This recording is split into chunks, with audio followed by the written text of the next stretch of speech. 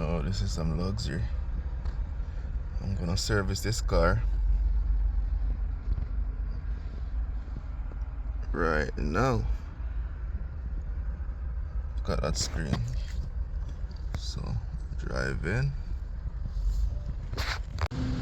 In my opinion, I don't think it would be a common practice for like persons to service like a 2023 Cadillac Escalade by themselves, because it's such an expensive vehicle and it's a luxury car.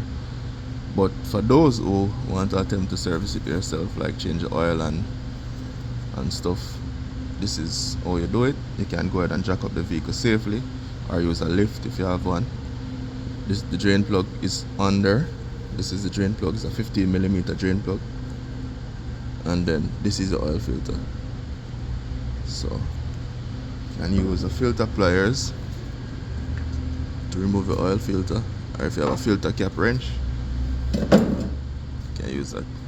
And there we are. Oil is running. Filter contains a lot of oil, so you have to just pull it a bit and let it leak out some, and then you can go ahead and continue to remove it.